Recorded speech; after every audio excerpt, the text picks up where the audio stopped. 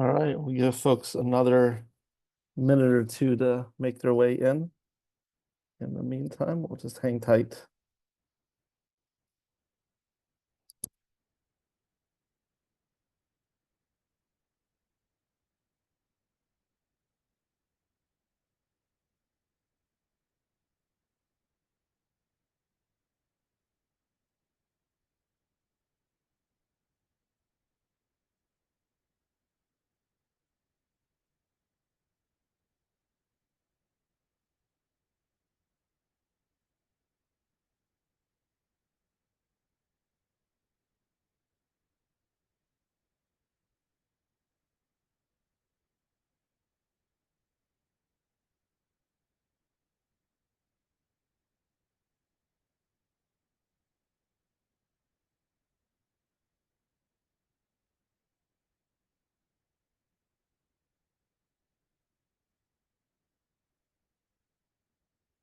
All right, we'll still give folks another minute, as I know people usually take a second or two to get familiar with the technology and make their way into the webinar.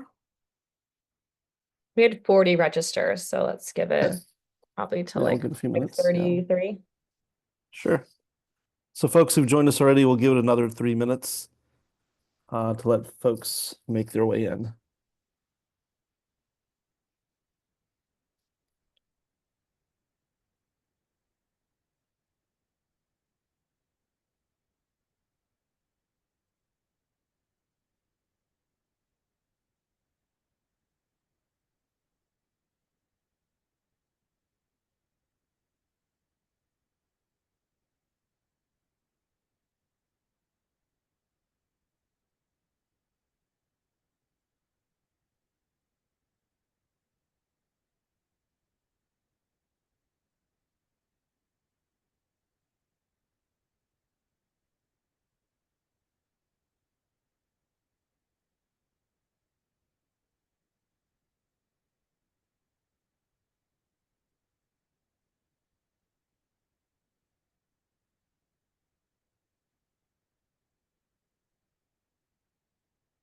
All right, just another couple of minutes and we'll get started.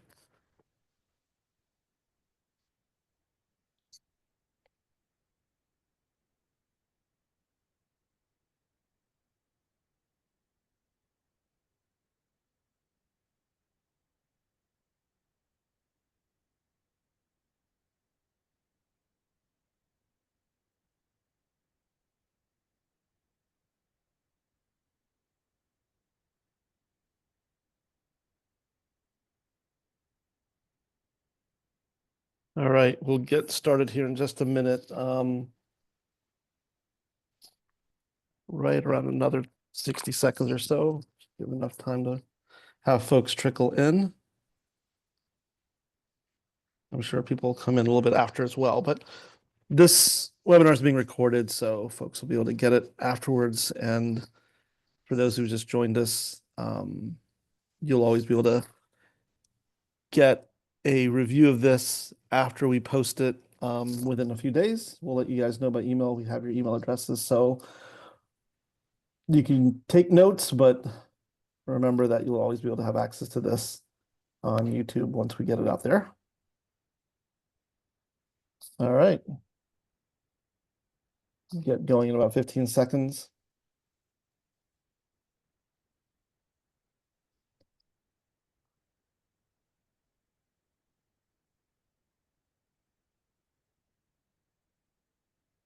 Perfect. Welcome to the Tribalist webinar, Reducing Microplastics in Your Home. I'm Vipul Vyas. I'm joined with my co-founder, Jill Czarnik, and we are going to review for the next 45 minutes or so, leaving about 15 minutes for QA, ways that you can reduce microplastics in your home, as the title indicates. Some pretty straightforward strategies that are practical and impactful at the same time. And so with that, a little bit of background about both of us. We're from the tech sector, but about a year ago, started to observe on a personal basis some of the things in our homes that weren't exactly the best for us and started digging into it. For me, that really started back in the pandemic and has continued on until today. And some of the things I was suspecting, I started once, kind of had a thought about it. I started looking at the news and discovering things were what I suspected not exactly the greatest for us, and some of the things that we were consuming, bringing into our homes, weren't the best for our bodies or our minds. And so there was news story after news story that were emerging. Some of these had to do with just the fact that microplastic particles exist and a bunch of associated chemicals. And then more articles started to emerge about what these things do to us, which wasn't great. And these things just sort of started snowballing over the past few years. And again, for me, it started during the pandemic when I was at home more and was more observant about the things I was bringing into my home, the things I was actually using, etc. But we didn't just rely on news stories, which there's a new study out every day about different things, and some things pan out, some things don't. For example, cell phones are supposed to cause cancer, and I think after 20 years of longitudinal experience, we don't see that being the case. So really started looking at the real science and the data so that other people didn't have to. So we started reading a lot of the journal articles, NIH publications, et cetera, to see what was actually being said in these studies and really got educated and developed a deep understanding of what was going on in terms of this new threat to our lives and our health. So with that, I'll turn it over to Jill to kind of talk about how this manifests itself in our day-to-day activities. Well, thanks, Vipul. So this slide looks a little scary, but it is our inspiration. So if you guys follow anything in terms of health and longevity, you're probably familiar with Brian Johnson. So guy on the left, he became very famous for doing all things health for his body to essentially not die. And we take that very similarly with the microplastics movement, we should call it, in that we don't want your home to kill you because there are also a lot of items unknowingly to us in our home that we can swap to live healthier lives. So this is illustrated through just thinking about a typical day and how we can start improving how we shop and how we consume throughout that day. So if we wake up in the morning and we're getting ready in a routine, this is biased for slightly being a female, but it's applicable to all. We take our toothpaste, which usually comes in a tube, and unknowingly to us, click. These types of products actually contain a lot of additives that have plastics and other chemicals, preservatives in us that actually aren't good. So this is a review of, say, Aquafresh, which actually contains plastic beads within the toothpaste, along with the other chemicals and preservatives you see listed there. Next, you might grab your lotion that your dermatologist prescribed you. This is actually a lotion I got prescribed all the time because I have sensitive skin, eczema-prone skin. And if the dermatologist says to buy Cerveli, I'm going to buy it. But without knowing, I actually look at the ingredients and realize it's not as good. So I've swapped to do more of a DIY there. Next, I'm going to take a look at my deodorant. Dove, it has a great branding. There's tons of great commercials that talk about supporting women and all the care and clean ingredients they use. But the reality is most of the products actually have bad substances in them. Finally, I actually just bought this accidentally, and I thought, Trader Joe's, they have a lot of good products. They have that whole sustainability section now. I'll buy some hand soap, but little did I know the hand soap that is from a brand that I think is sustainable in nature is actually bad. So the takeaway is that plastic is in a lot of things that have labels, whether you want to call it greenwashing or otherwise, that isn't we're not able to see with our eyes as quickly. So that's why we just started this whole company around how can we be better observers of these things that go into our skin, into our bodies. Next, in terms of the morning routine, makeup, obviously something that has a lot of different ingredients in it, but just to further make the point on what we're using in a typical day, I would put on makeup. Even if I'm not going anywhere, I'm going to put on a few simple products such as some concealer, which this brand Clean Beauty, as an average consumer, you might buy, it says clean, but come to find out that it's actually not. Next, I'm going to put on other makeup. Chanel actually is my favorite brand. It's $50. You think you're paying for a premium brand, but then you also come to find out that no matter if you pay $5 for Maybelline or $50 for Chanel, you might still have chemicals in it that will harm you the same. Another product I will buy is mascara. And this is something I still am trying to find a good substitute for. So if anyone knows a clean beauty mascara, let me know. This is also one that's marketed as clean, but come to find out, it's just as bad for you. And then last but not least, perfume, fragrance, cologne, whatever you want to call it. This is if you're going to swap one thing out after this webinar, this is something I would highly recommend. It has the most amount of chemicals and is something you can easily swap for something that does not harm you or the environment. So again, another example of a very fancy brand that's $200 for a bottle, yet it's actually harming you a lot. So I found this quote. It's not because we don't know, it's just something we don't search for because we see labels. We are quick to make decisions. We have conveniences that make shopping very easily. So we just don't search for these things. And now this is where we understand consumer behavior is starting to change, and we're trying to be a part of that movement. Last step before we're getting out the door. So you might pull out your cereal or oatmeal or something in the morning that you think is healthy for you. I chose All Brand because it seems to be the most, I'm being healthy cereal you could probably pick. But similar to the makeup, similar to what I've shown before, there's additives in here too. And I think you probably have seen recently in the news, there's a lot of focus around children's cereal. But the same as an adult who might eat All Brand, that applies to you too.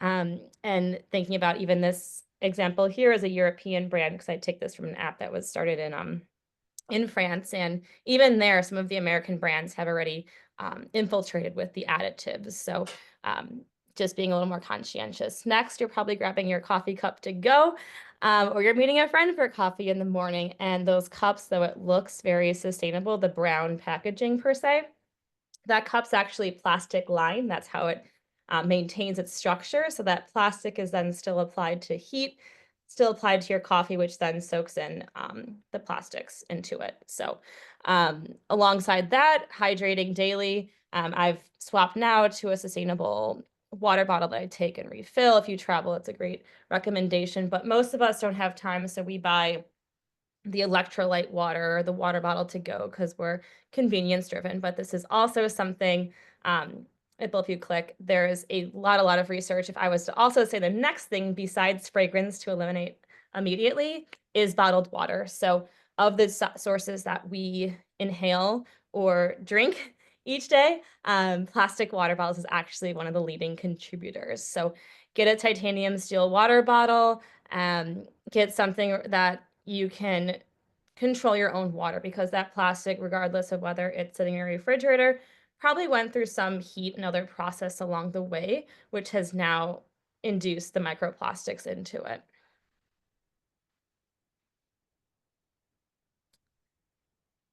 All of these objects.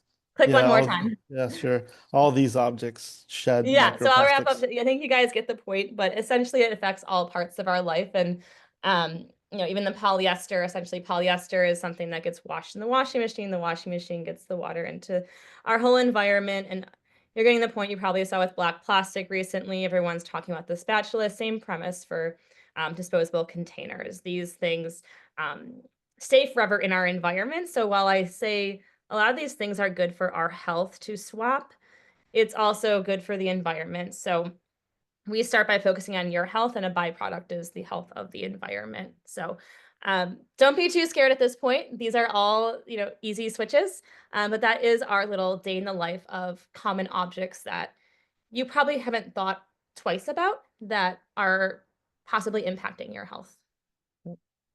Makes sense. And that sort of wraps up your day. But to kind of contextualize everything Jill just said, we, based on some studies, ingest about one credit card's worth of plastic a week. Now, that may be a little bit high side, but there is some merit to that calculation. Some people may be a little bit less, some people may be a little bit more, but we are consuming a significant amount of plastic. And if we're doing that every week, we are consuming a whole playing cards deck worth of plastic every year. And that's a lot of plastic coming through us. And so How do we absorb that plastic? It's in a few different ways. First is through the air. Jill mentioned the synthetic fabrics. We have sofas, we have fleeces, we have all sorts of synthetic material that shed microfibers that end up in our lungs. Our lungs are meant to filter out biodegradable organic substances and things like sand. And sand's not great, by the way, for the lung, but we are capable of doing that. However, microplastics mimic things like asbestos, fine needle-like objects, end up deep in the lungs, very hard for us to extract. Things that the lungs can't filter out end up ultimately in our cardiovascular system, aka our blood, and then circulate through our bodies and get absorbed by our bodies. And these are all bioaccumulative substances, meaning they add up, they don't get purged. You're only going to get more of them versus less. Next, we just have been talking about food and drink. The paper cups, which are almost always lined with plastic, the aluminum cans and bottles, which are almost always lined with plastic. The only metal really that's good are steel, some titanium, copper, etc. But otherwise, most metal, aluminum specifically, most paper may seem safe, but really you're drinking out of plastic, and it's almost the worst kind in the sense that a coffee cup, for example, gets heated up, and the heat combined with plastic is what really drives the leaching of that plastic and a lot of its cousin chemicals that you may have heard of, phthalates, bisphenols or BPA, and there's a lot of other bisphenols besides just BPA, but these end up in our bodies. PFAS or forever chemicals, these are all substances that are used to give plastic its property. Bisphenols are used to make plastic a little bit more pliable and clear. Phthalates do the same thing. PFAS are used to make plastics a little slicker and more waterproof. So these are additive chemicals that come along with plastic that are like hitchhikers, and they get leached into our bodies as well. So this is a substantial issue. Going back to air for a moment, tire dust, if you live in an urban area, is a big source of plastic pollution in the air and ultimately in our waterways, and that ends up in our bodies as well. Sometimes you'll see if you're in an urban area, you run your finger across a windowsill, that little black film, that's mostly tire dust. And that is also bioaccumulative in our bodies and really not good for us. And then finally, as Jill was mentioning in a few moments ago, we topically introduce these substances on our bodies through makeup, lotions, fragrances. Sadly, fragrances, makeup, cosmetics in general, are some of the biggest sources of microplastics into our bodies. Our skin is fairly protective, but it does absorb about 8% of what is slathered onto it, if you will. And so these are the three big ways we get plastic into our bodies, and these are all ways that exist in our homes. They're things we interact with every day that introduce a substantial amount of plastic into our bodies. Now, the body is not defenseless. The body is meant to handle these threats in general, environmental factors. And you have your lungs that can filter out particles that are in the air.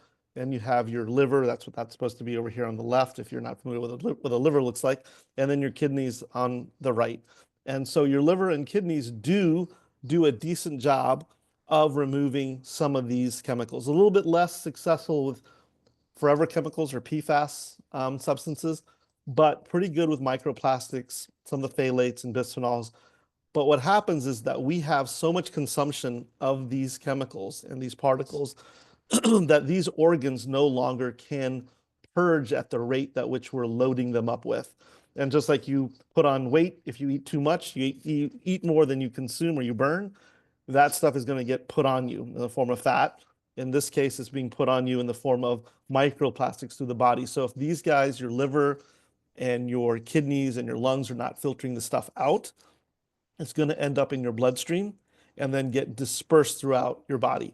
One of the interesting statistics that we know now is that about 0.5% of the human brain of modern people in 2024, and this is actually a 2022 study, but 0.5% of your brain is now plastic. It's distributed microplastic. And what's most disturbing is that the brain theoretically has a blood-brain barrier that's supposed to keep that from happening, yet it's still happening. So this is a significant issue. And alluding to what I was just saying, we're now finding plastics in pretty much every major organ system in every part of our bodies. So from the digestive system and gut to the endocrine system, our livers, our kidneys and adrenals, to our nervous system, which is the brain, as I was just alluding to, our reproductive systems, both male and female, and our respiratory systems, the lungs, as I alluded to a moment ago, along with our urinary systems and our circulatory system. So just a few quick facts here as we put some more color on this. Brain, 0.5% of your brain is plastic. Arterial plaque, the stuff that will kill you with a widowmaker heart attack, a lot of it is now made of plastic, which is much harder for the body to deal with, and therefore can create a unpleasant event called death. And so what they found is people who have more microplastic in their arterial plaque are going to have heart attacks that are more deadly. We see it in other parts of the body, specifically the reproductive systems. Almost all male testicles nowadays have, as a feature, microplastics present in them, along with the penis itself. Almost all breast milk now has microplastic. All placenta has microplastic, and mercumin, or baby's first poop, has microplastic. Now, what I think people should note is that only 10 to 12 years ago, this was not the case. We were not seeing this level of prevalence of microplastic in people's bodies, even when we were looking for it a decade or more ago, a little bit over a decade ago. So this is relatively recent in terms of its level of prevalence, and there's some drivers for that. The other thing that we're learning is that in a population perspective, or from a population health perspective, this stuff is now known to definitively impact childhood development. This is one of the reasons that the federal government has outlawed the use of BPA, which is a cousin chemical to plastics, in baby bottles, sippy cups, etc., because it's an established link between developmental issues in early childhood and in fetal development as well. And we're also seeing an increase in breast cancer and colon cancer among younger people below the age of 40, which is novel or new, in that we weren't seeing that before. And we're also seeing a general plummeting of testosterone levels, 25% drop in free testosterone over the last 20 to 25 years, and a near 50% drop over the last 50 years. And so this is a substantial, and then as a result, of potential decrease in fertility and all sorts of other health-related issues that are soliloquy or follow-ons to these big notable issues. So why is this happening now? What's the driver? Well, it's simply that there's more plastic in the world, and we're making more and more of it all the time.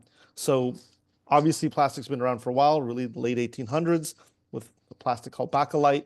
Now it's much more prevalent, and with more of the world coming online and living Western-like lifestyles, so developing countries living more like us with a throwaway culture, single-use plastic culture, we're just seeing a lot more plastic produced and a lot more plastic in the world and the environment.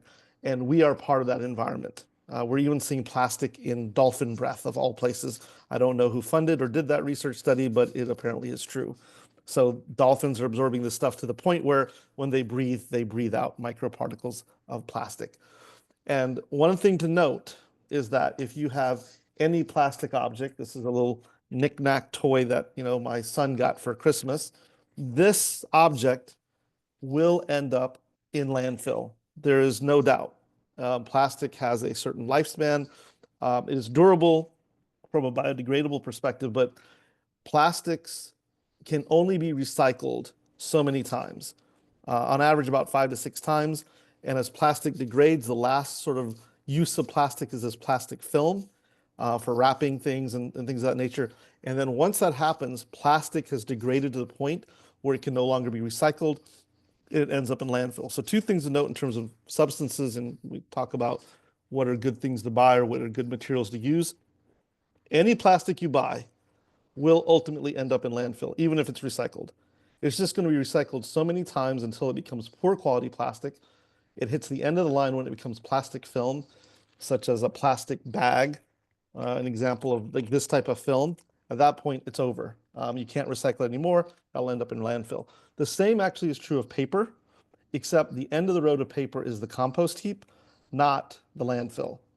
And so it won't end up in our air, our waterways, et cetera. It'll end up in our soil and hopefully be used to grow things or sequester carbon, which is great. So this is what's happening, and we're going to be making even more of it over the next few years, as there's nothing really to stop this freight train from moving forward at the moment, except for we as consumers. So what's this led to? Increased autism. We're now seeing models that really link autism to plastic prevalence and those associated chemicals we've talked about. We're also seeing an increase, as we mentioned, of breast cancer and colon cancer incidence among younger and younger people, which is not normal and something that's historically unprecedented. And we're seeing a drop in testosterone by a massive degree, even just in the last 25 years. And as I mentioned before, more pronounced in the last 50 years, which is affecting fertility and all sorts of other issues. Testosterone is a very important hormone, actually, for both sexes. So this is a significant issue that we're now confronting. So getting to the everyday, we start to see that plastic is pervasive. Plastic is in things that we think are generally healthy. You may be desiring that green tea to relax yourself, to feel perked up in the morning, maybe get some coffee.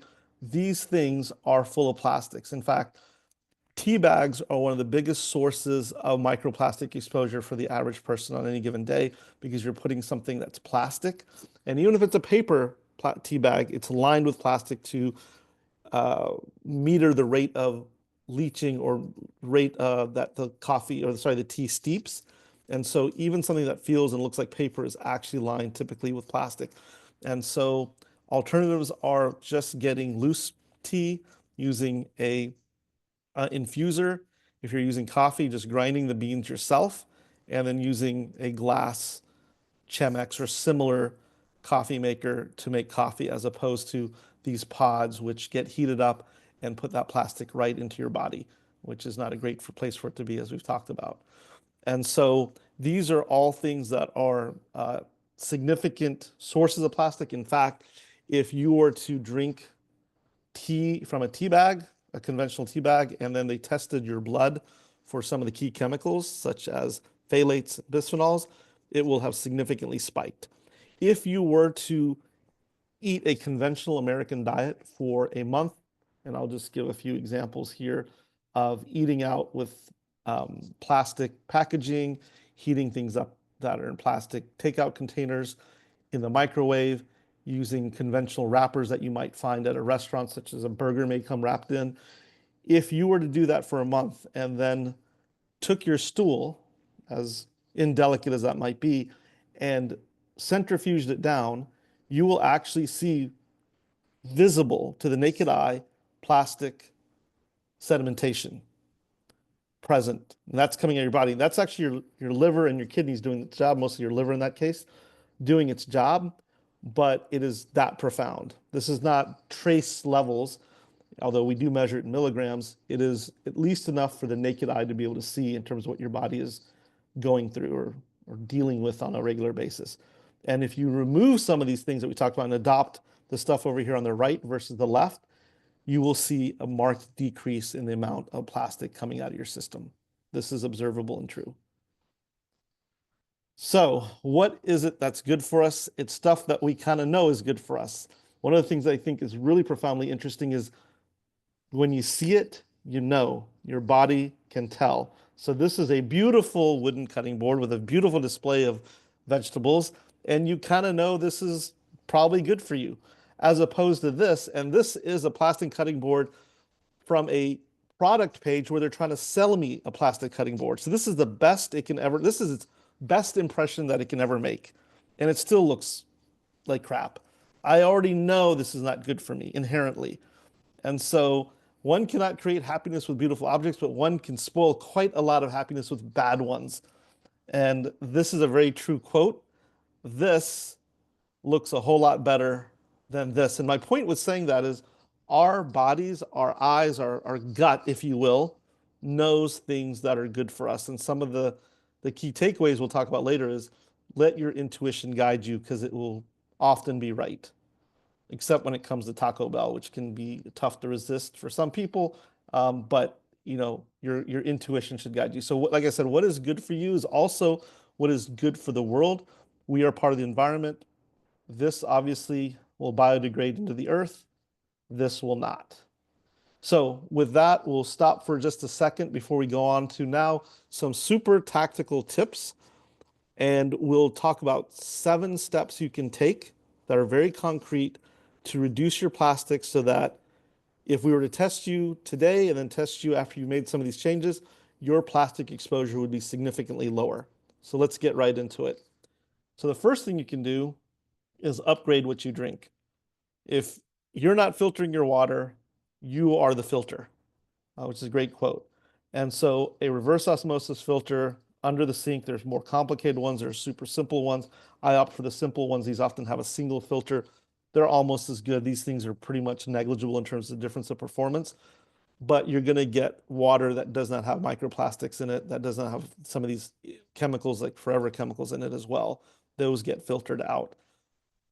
The key here is that our municipal water systems today do not know how to deal with these contaminants. And so we're going to have to deal with them ourselves, bluntly speaking. These filters are often plastic themselves, but they're taking out more than they're putting in. And so keeping them well maintained is important. Now that's water. When it comes to other sources of water, as Jill was alluding to, stay away from things like plastic bottles, even these box water, because the plastic lining in here is just as bad as the plastic you're getting here. There's really not much of an upgrade between the two.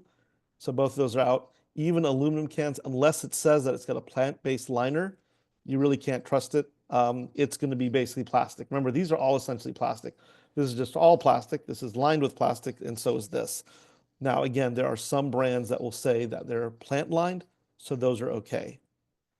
Now, the other thing, take your own water if you can. It's better for the environment in general, but you also know where it came from and that it's filtered. And a stainless steel water bottle or glass one are the best ways to go. Now, ideally, you're using that reverse osmosis filter, so this is what you'd put in there if you can. So what can you do at work or in terms of air, rather? We talked about water. The other thing that's important that you really can't make it too far in the day without is oxygen or air. And so the key things here are to use air filters in the home, especially if you live in an urban environment. And you can do that simple test of your home where you just run your finger across the windowsill. And if you see that soot, which I guarantee most of you people will, that's basically a lot of tire dust. And so there's things you can do for the home. These HEPA filters, which are very commonly available, they range in price from $1,000 from the really good kind to just a couple $100. Those will do just as well. And those typically will cover about 600 feet. Now, if you see something that says this covers 1,000 feet or 1,500 square feet, do not believe that. There's no filter that really can reach beyond 600 feet. So you probably have to have a few of them in your house to get good coverage. Just a point of fact. The marketing claims for this are just not true. This filter cannot reach across the room and grab stuff 1,500 feet away or whatever to clean it. It's just not going to happen. And your cars typically these days will have filters as well. Just check to see if the model car that you have has a filter. And that's a good policy. Most of the reasonable mid-range cars do have a HEPA filter in the system these days. The other kinds of filters here, these are much more affordable. This is a few budget options, mid-range options.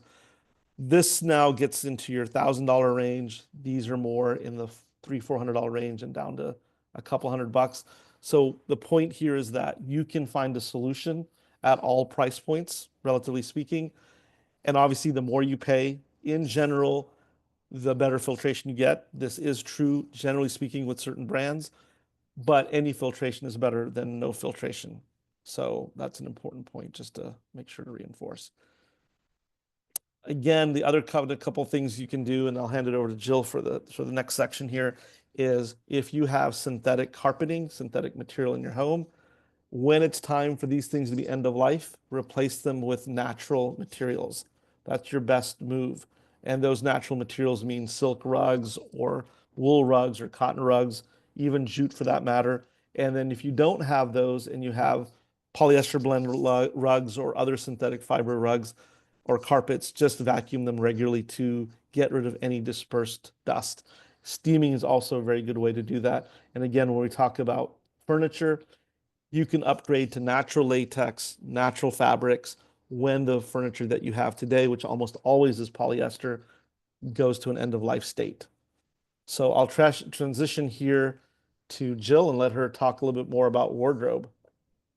Cool. And I was also notified, I know the Eventbrite link didn't work, so thanks for who had patience to read my email and use that link. We'll figure that out, but that explains some things. Anyway, so switching back, so looking at what you wear again, beyond just kitchen and bathroom, which are primary sources of things we have in contact with our skin, we also can't forget our wardrobe. So similar to what Vipul described in terms of things that feel good to us, why does cashmere feel good to us? It's a natural fabric versus a fleece, which is very multi-purpose and useful. It still has polyester. So I don't say, stop buying fleeces today. This is some awareness of buy something that's made of a high quality blend. This picture you're seeing that looks like a geography map, that's in the Andes Mountains, and it's essentially a mountain range full of fast fashion.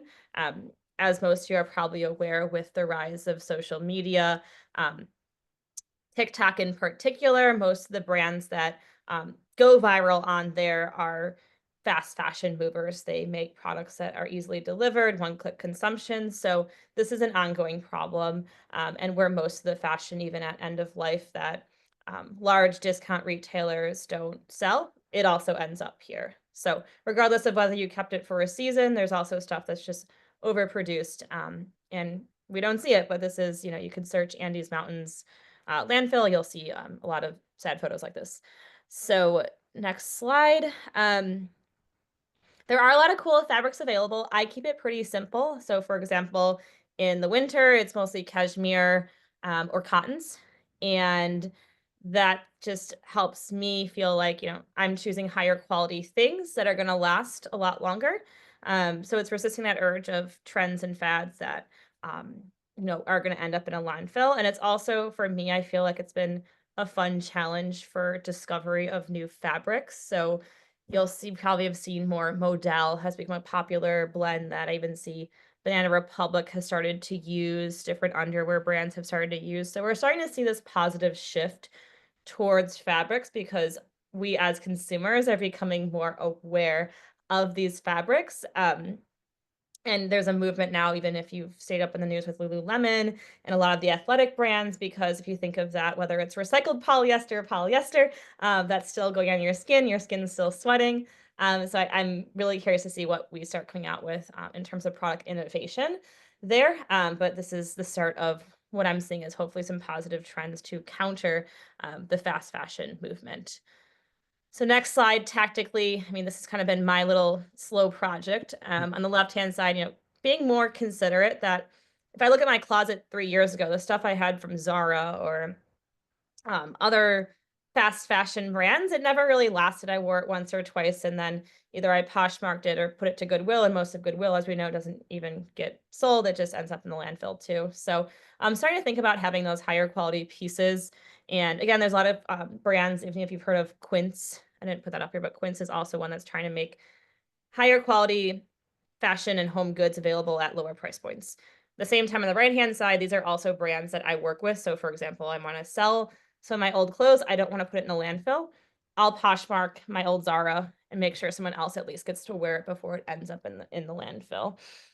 Or I might just find jeans on ThredUp because the styles of jeans have just become crazy for women. So they're changing like every 6 months now. So I've been getting most of my jeans. I'm literally wearing a pair of jeans I got right now at J. Crew outlet through ThredUp that were $15. At the same time, they send you a bag back. I'm able to give my clothes there. So just knowing that it has another life while I'm trying to slowly exchange for better products, it makes me feel good as a consumer and doing my part. And it's kind of fun to find more discoverable things that are rare and more time lasting. Yep. So we talked about food, so I'll just sort of quickly populate this. Think about what you're putting in your body because it has more of an impact than we think.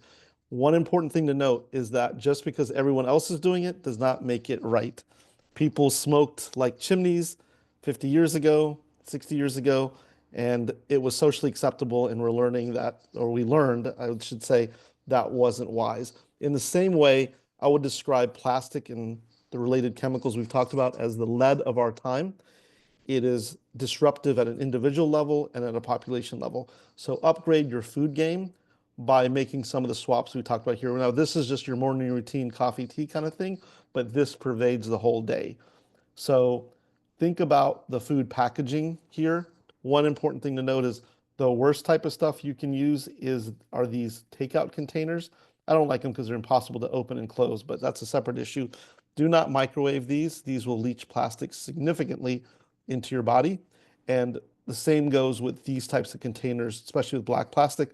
Black plastic is sort of akin to a late stage recycled plastic. It is often from electronics because they don't have to worry about color clarity. The black plastic, as you've seen in the news, is particularly low quality and has a higher concentration of PFAS, which are known carcinogens. So really should not keep food in there for very long. The other type of material to avoid are these metallic multi-material packs like chip packets or even this seemingly paper wrappers. These are coated in a thin layer of plastic with PFAS, and that PFAS are forever chemicals. Those are polyfluoral. There's a whole family of different chemicals. There's about 15,000 of them that are all endocrine disruptors and, as I said, carcinogenic. So even these things that look like they're okay are often more insidious than things that are obviously bad, such as this plastic container. Same thing with the clamshells here. Um, Try to get food out of there. Now, these clamshells are a little better because you're unlikely to heat food in there, and food doesn't stay in these as long as, say, these first two takeout container style objects, but this is not any good either. These really replaced cardboard in the grocery produce aisle during the pandemic, or really accelerated during that time because there was a decline in oil consumption and the petroleum companies needed a new market for their raw material because these are all made out of petrochemicals, basically.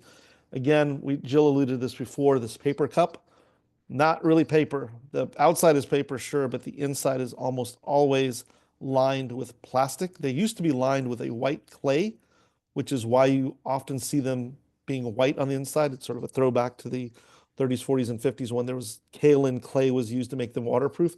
We haven't been doing that for decades. It is plastic, and tea, coffee, etc., will leach into your food when you drink out of them for sure.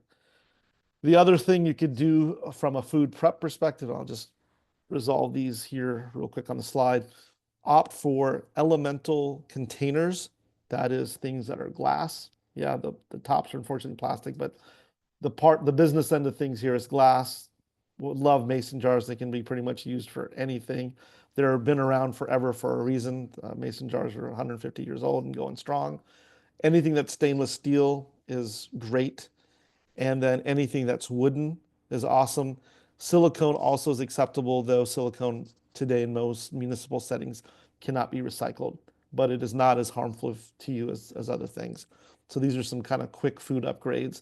The other thing, of course, you guys have probably seen in the news is moving away from plastic cutting boards. We alluded to this before, to either wood or metal. This is a titanium cutting board. There's also stainless steel ones. These are a little bit tougher on knives. Wood is the best, in my opinion. If you still like the lightweight nature of a plastic cutting board because you can move it around and you can tuck it away, typically these bigger cutting boards kind of keep in place because they're heavy, the wooden ones.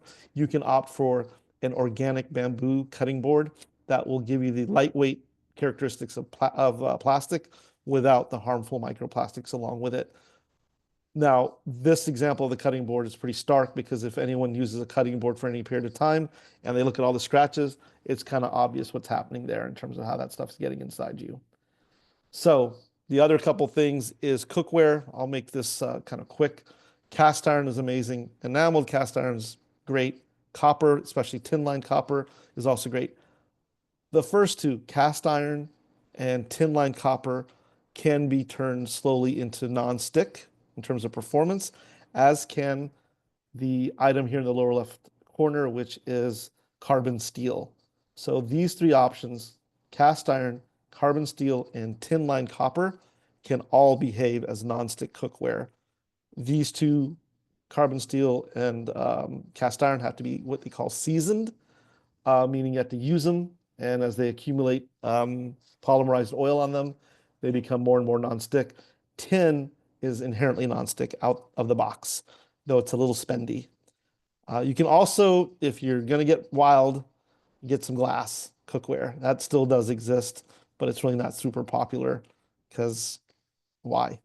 Um, and again, as I was mentioning, you can get really affordable options. Something like this Lodge carbon steel skillet is like 20 bucks. So you don't have to spend a fortune to be safe. And this is a silicone handle here. So I'll let Jill talk to the skincare piece. Yeah, let's make it quick. So I do want to get to, we have some customer results and things that show what we're working on in AI, which I'm sure why you're all here. But yeah, quick recap. This is how I got invested in the business, is because I had a really bad skin condition, triggered from eczema, but essentially realized that I was just in this cycle of going to the doctor, getting one of these creams that were healthy for me, but kind of remaining trapped in what I thought was a medical problem, but really doing less was the solution. So would love to chat with anyone who wants better recommendations. I love shopping small. I love doing my own stuff now, but just being mindful. If there was one quick suggestion to write down, Credo Beauty, Credo. It's essentially the Sephora for clean beauty. So that's the site and store I recommend. There's various locations around the US popping up now or online. So next slide. Let's skip through this. We're already like 15 minutes later. Okay. Sure. So I now can getting get into this. what we're doing in terms of helping customers find good products. Vipul, Yeah. I'll have you. Yeah, I'll just race this real quick. One of the things that we've done is looked at a ton of products to see how well those perform from a sustainability perspective, financial perspective, and also, most importantly, from a health perspective. So we've inventoried all those products, understand what's in the market, what's good for us, what's not, and especially the stuff that's not. And one of the things that we've done is enabled an AI tool where you can take a picture of your environment, say this is your pantry, your fridge, your bathroom vanity countertop, what have you, a part of your home that you're interested in making healthier. We take that picture, we understand, we can analyze what we see in terms of the products that you have today, and then give you a list of recommendations as to how to make that space healthier, both from a products themselves and what they contain, and also aesthetically from a design perspective. So it serves you better both physically and mentally from a lower stress perspective because it's less cluttered. And so this is something that we worked on for the past year and we've developed. And so we can essentially, as I alluded to before, go and look at what you have today, understand what we see, and then give you an evaluation of what issues you're likely dealing with based on what you have in your life, in your home specifically. And so we can then give you a pretty good report in terms of here's the benefits you can see in terms of, as I said, financial impact, health impact, sustainability impact. And we also give you the detailed design of how to go from this, which looks like most of our pantries, at least, historically, to something a little bit less chaotic and that serves us better. And this is all part of that AI tool that we just were alluding to in terms of a picture says 1,000 words. We can kind of size up a situation pretty well and give you a set of recommendations and a shopping list. So one of the other things we have is a book that we're putting out called The Plastic Free Diet. And that encompasses many of the things that we talked about today. Obviously, we only had about an hour.